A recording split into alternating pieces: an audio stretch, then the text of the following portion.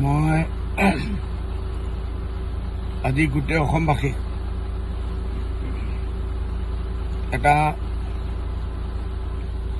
চিন্তা দিয়াৰ কাৰণে বহি আছো আপোনালোকৰ সন্মুখত। মোৰ দুখ লাগিছে, এনেকুৱা নহয় যে মুছলমান হিচাপে মই প্ৰটেষ্ট কৰি আছো। 87 বেছি ইয়াৰ্ছ এটা পৰম্পৰা, জুম্মান নমাজটো আমি এছেম্বলিত ছাৰ ছাদুল্লাহ চাহাবৰ জমানাত পৰা আৰম্ভ হৈছে। আজ যোৱা ফ্ৰাইডেলৈকে চালু আছিল। এতিয়া হঠাৎ বিজেপি চৰকাৰ, ডক্টৰ হেমন্ত বিশ্ব শৰ্মাৰ চৰকাৰ, RSSৰ চৰকাৰ, বিশ্ব হিন্দু পৰিষদৰ চৰকাৰ হঠাৎ সজাগ হৈছে। মুছলমানকতো একো দিব নোৱাৰে।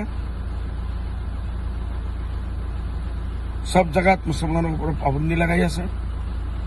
ক'ত যাব লাগে, ক'ত যাব দিব, ক'ত পাৰ্মিশ্যন দিব, ক'ত নিদিব, ক'ত কি খাব, নিজৰ ঘৰত কেনেকৈ থাকিব, দুৰ্ভাগ্যৰ কথা। এইসব কথা এতিয়া চৰকাৰে ডিচিশ্যন ল'ব।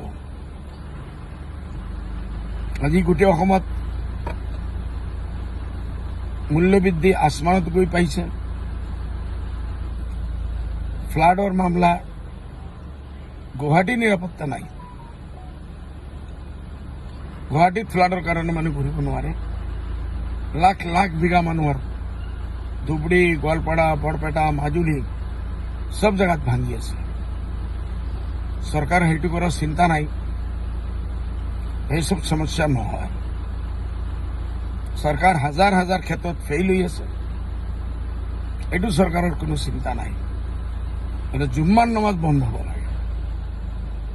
এইটোৱেই আমাৰ সবচে ডাঙৰ সমস্যা অসমৰ, ভাৰতবৰ্ষৰ।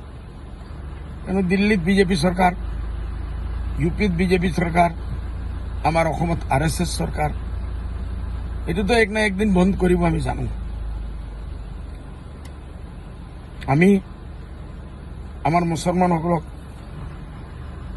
এটাই আহ্বান দিম, আপোনালোকে এইটো লৈ হৈ হল্লা কৰিব নালাগে। আৰু বেছি দিন নাই, এই চৰকাৰটো যাব, নতুন চৰকাৰ আহিব। আপোনালোকে কেবিনেটৰ ডিচিশ্যন লৈ আকৌ একবাৰ নমাজটো আৰম্ভ কৰি দিব। এইটো কোনো ডাঙৰ কথা নহয়। চৰকাৰ আহি আছে, গৈ আছে, আহিব, যাব। কোনো চৰকাৰে ভাবিব নালাগে যে আমি চিৰস্থায়ী আহি পাইছো। দিন বদিন ৰুলিং পাৰ্টিৰ পজিশ্যনটো বেয়া হৈ আছে। ভিতৰুৱা কেছকাল আৰু বহুত প্ৰব্লেম চলি আছে।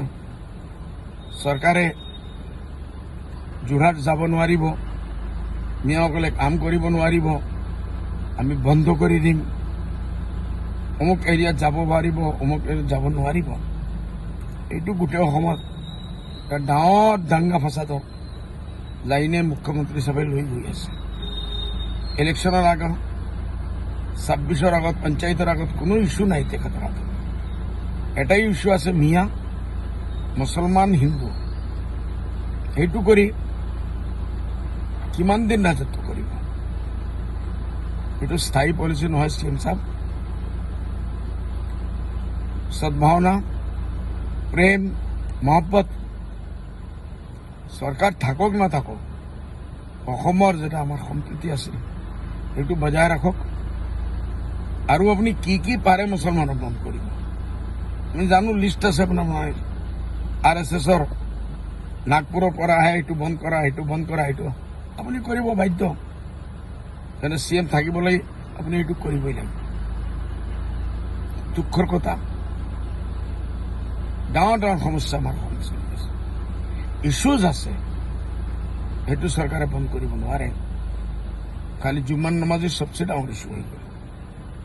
মই আমাৰ মুছলিম MLA সকল, মিয়া ভাইসকলক, মুছলমান সমাজক মই আহ্বান জনাম, আপোনালোকে অলপ শান্তি ধৰক, ধৈৰ্য ধৰক।